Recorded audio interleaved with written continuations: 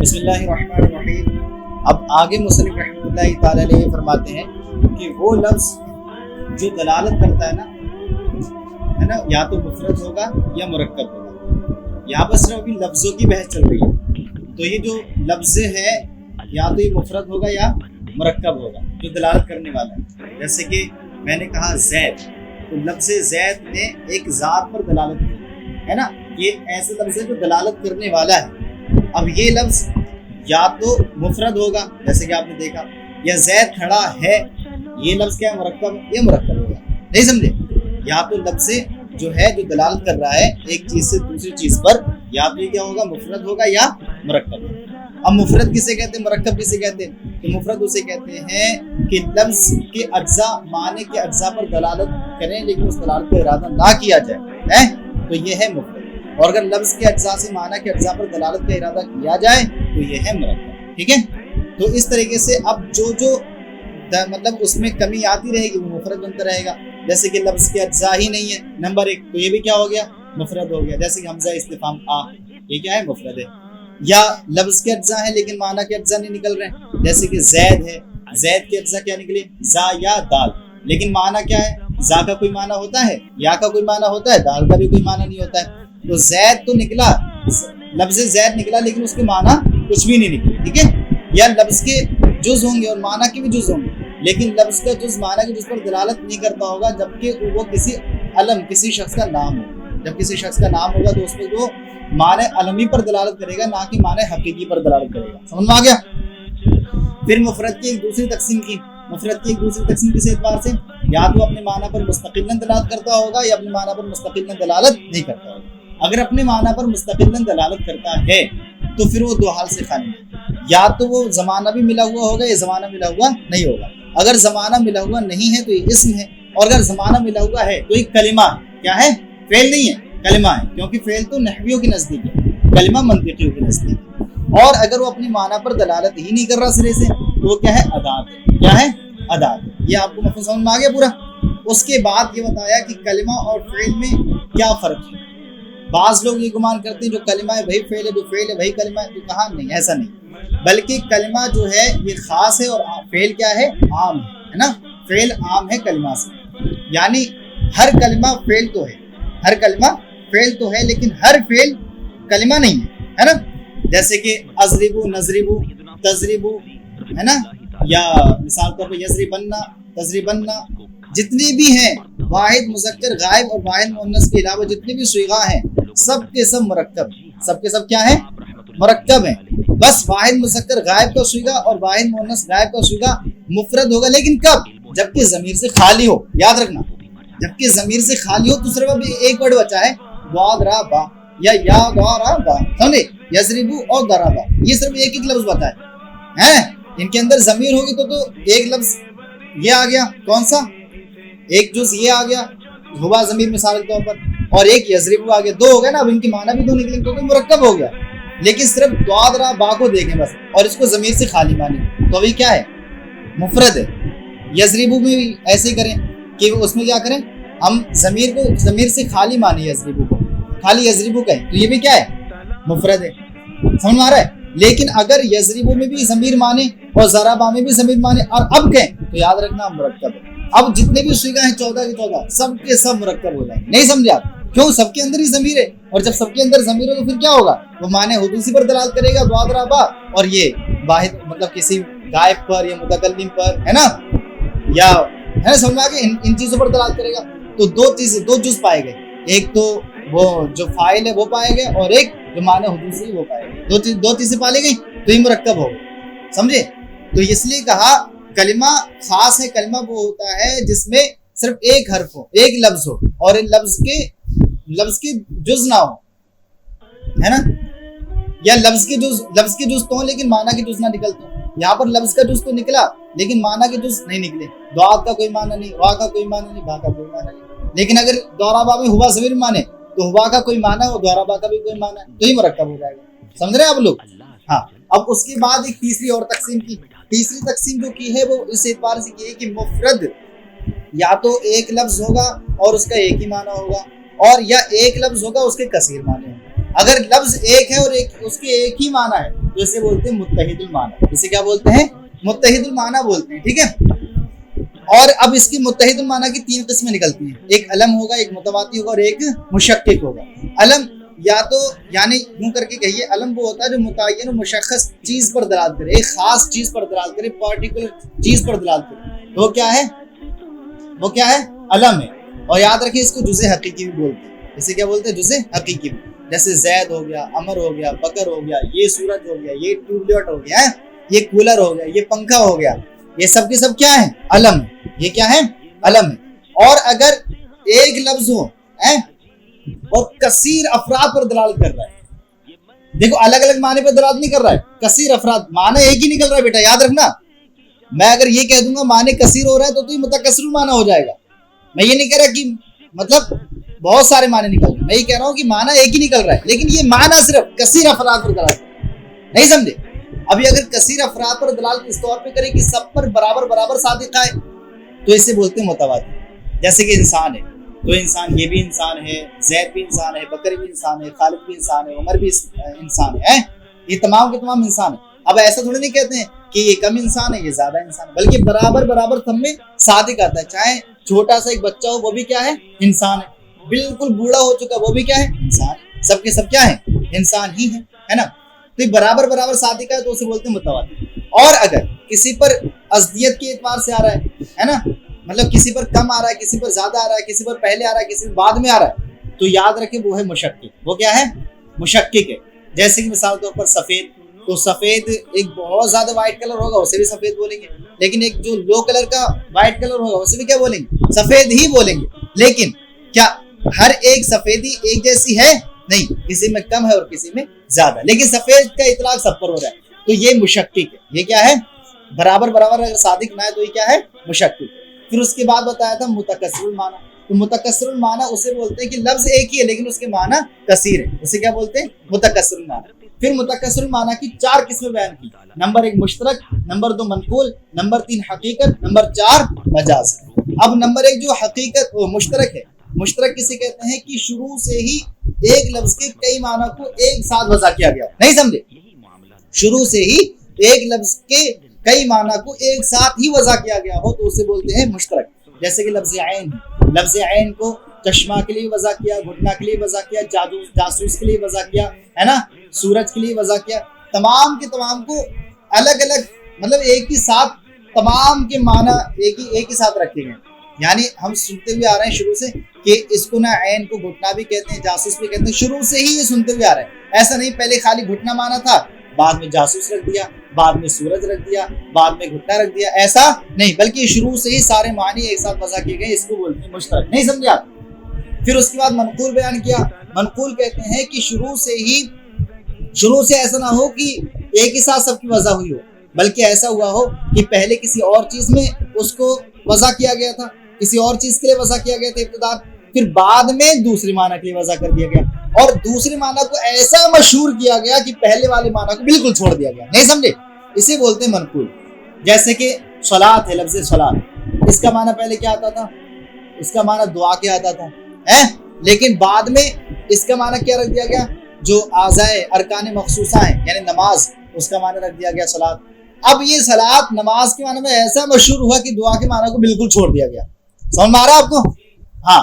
اب دعا کے معنی کو بالکل چھوڑ دیا گیا تو یہی ہے منقول. اب اس منقول کی 3 قسمیں ہوتی ہیں, ایک منقول عرفی, ایک منقول شرعی اور ایک منقول اصطلاحی. منقول عرفی جو عوام نے جو ہے وضع کیا ہو کہ ایک معنی کا, اس کا ایک معنی پہلے اور تھا, پھر اس کا دوسرا معنی رکھا اور دوسرے معنی کو بہت زیادہ مشہور کر دیا. جیسے کوفتہ معنی آتا ہے کوٹنا, لیکن اس کا معنی بعد میں کیا رکھ دیا گیا؟ جو کھاتے ہیں کوفتہ, کباب جو ہوتا ہے اس کا معنی کوفتہ رکھ دیا. ٹھیک ہے. اب یہ کوفتہ جو دوسرے والا ہے یعنی جو ثانی کباب ہوتا ہے, کوئی بھی کباب ہوتا ہے جو ہم کھاتے ہیں, ایسا مشہور ہوا کہ وہ کوفتہ معنی کوٹا تھا نا, اس کو بالکل چھوڑ دیا گیا. نہیں سمجھے؟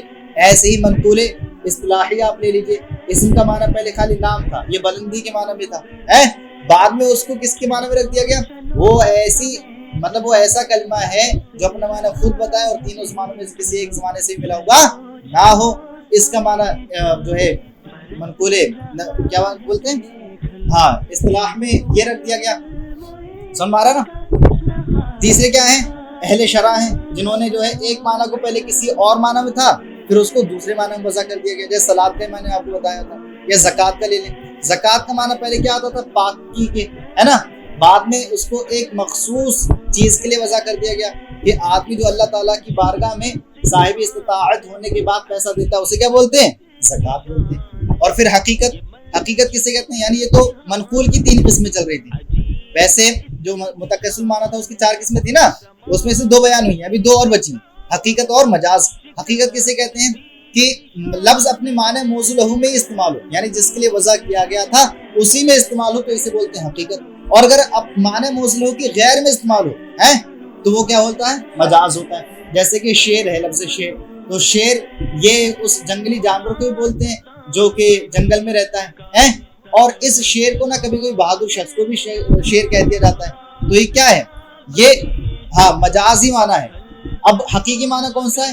جو درندے کے لیے وضع کیا گیا ہے، اور مجازی معنی کون سا ہے؟ جو بہادر کے لیے وضع کیا گیا ہے۔ پھر اس کے بعد آپ کو مترادف لفظ کے بارے میں بتایا تھا کہ لفظ کی معنی کثیر ہو، ایسے کو لفظ کثیر ہو، لفظ کثیر ہو لیکن معنی سب کا ایک ہی نکلتا ہو تو اسے کیا بولتے ہیں؟ مترادف بولتے ہیں۔ جیسے کہ میں نے آپ کو بشر اور انسان کے بارے میں بتایا تھا، جو بشر ہے وہی انسان ہے، جو انسان ہے وہی بشر ہے۔ ایسے آپ کو انہوں نے ایک مثال دی تھی اسد اور لیس کی، اسد معنی بھی شیر آتا ہے اور لیس معنی بھی شیر آتا ہے، تو معنی لفظ کثیر نکل رہے ہیں، لفظ کثیر ہے لیکن معنی سب کا ایک ہی ہے نا، سمجھ میں آ رہا؟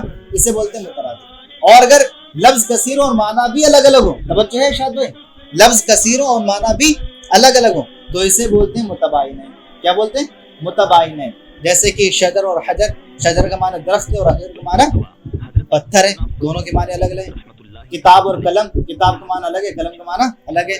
موبائل اور وائٹ بورڈ، موبائل کا معنی الگ ہے، وائٹ بورڈ کا معنی الگ ہے۔ تو یہ کیا ہے؟ متباینات۔ سمجھ میں آ گیا؟ اس کے بعد مرکب شروع ہوا، تو مرکب کسے کہتے ہیں؟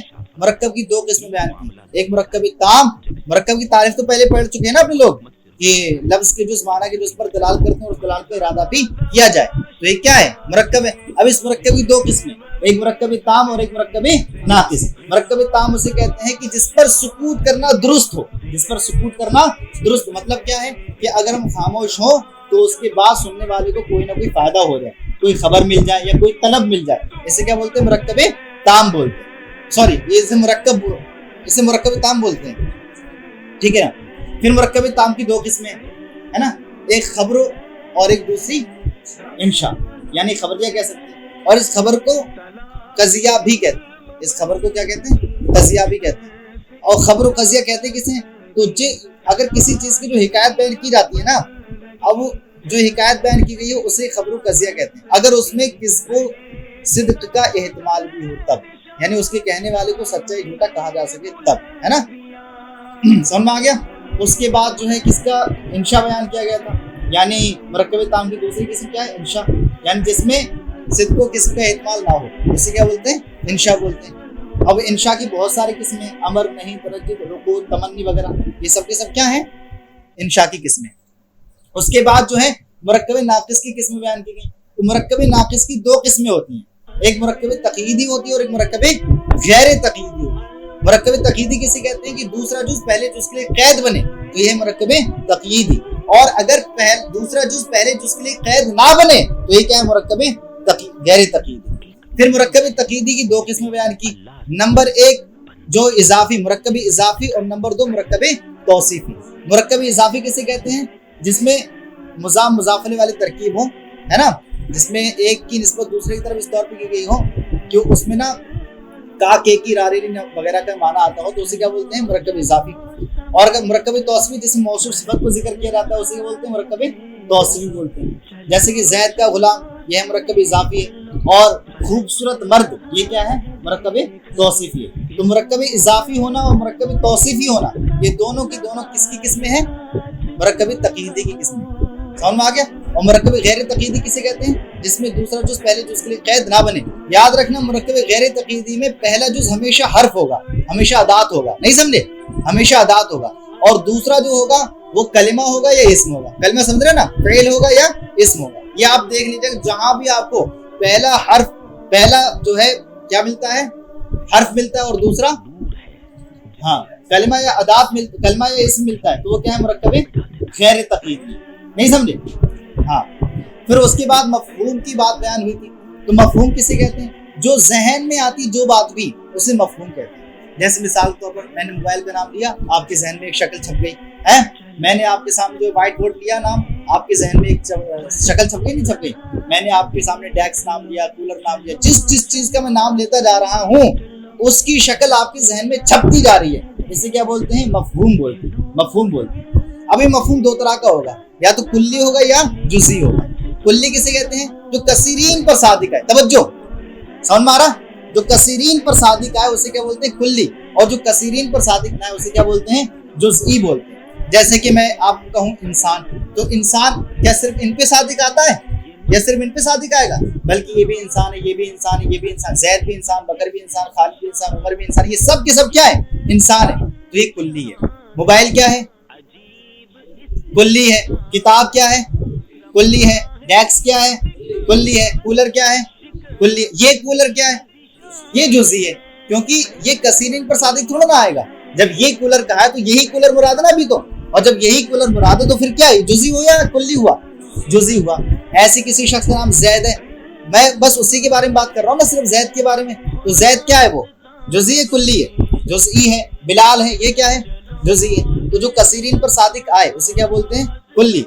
और जो कसीरीन पर सादिक ना आए ये उसे क्या बोलते हैं? जुज़ई बोलते हैं। और ये याद रखना, कुल्ली और जुज़ई होना खारिज के एतबार से नहीं है, नहीं समझे आप? तवज्जो करें इधर। ये कुल्ली और जुज़ई होना खारिज के एतबार से नहीं है, बल्कि मफहूम के एतबार से, यानी जहन में आना चाहिए, चाहे खारिज में हमें चीज दिखे या ना दिखे। जैसे वाजिब ताला क्या है? वाजिब ताला कुल्ली जुज़ई है? कुल्ली है। क्या है? कुल्ली है, क्योंकि वाजिब ताला का मफहूम पहले निकाले, वो जात जो हमेशा से हो और किसी के मोहताज ना हो। अगर ऐसी जात फर्ज करे एक और होती तो उसे भी वाजिब ताला बोलते, नहीं बोलते? वाजिब बोलते ना, वाजिबुल वजूब। अगर तीसरी और होती तो उसे भी क्या बोलते? वाजिबुल वजूब बोलते। चौथी और होती उसे भी, जब जैसे जहां जहां ये मफहूम में दिखेगा हम वहां पर क्या कहेंगे? ये वाजिबुल वजूद है। लेकिन वो अलग बात है कि वो जात सिर्फ एक ही है, तन्हा है, उसके अलावा कोई हो नहीं सकता। लेकिन ये मफहूम अगर देखा जाए जहन के एतबार से ये कुल्ली है। ऐसी सूरज क्या है? कुल्ली है, जुज़ई है? कुल्ली है, क्योंकि आपके सामने आपका एक साथी बाहर से आया, उसने देखा अरे आज दोनों मतलब गोल जिस्म निकले, दोनों के दोनों चमकदार है। वो आपके सामने भागते हुए क्या कहेगा? यही कहेगा ना, आज दो सूरज निकले, ऐसे बोलेगा ना? या ये कहेगा एक तो सूरज निकला है, दूसरा पता नहीं कौन निकला है, ऐसे बोलेगा? बल्कि भागते हुए क्या कहेगा? अरे आज तो दो सूरज निकले, दो सूरज। पता चला वो उसको भी सूरज समझ रहा है, इसको भी सूरज समझ रहा है। क्यों? उसके मफहूम, उसके जहन में ये है मफहूम उसका सूरज का, जो चमकदार जिस्म हो, गोल जिस्म हो, उसे सूरज बोलते हैं। अब जहां जहां निकलता रहेगा उसे क्या बोलता रहेगा? सूरज बोलता रहेगा। नहीं समझे? तो ये कुल्ली हुआ, ना कि जुज़ई। तो आज का हमारा फाइनल हो गया जितना भी था, इंशाल्लाह और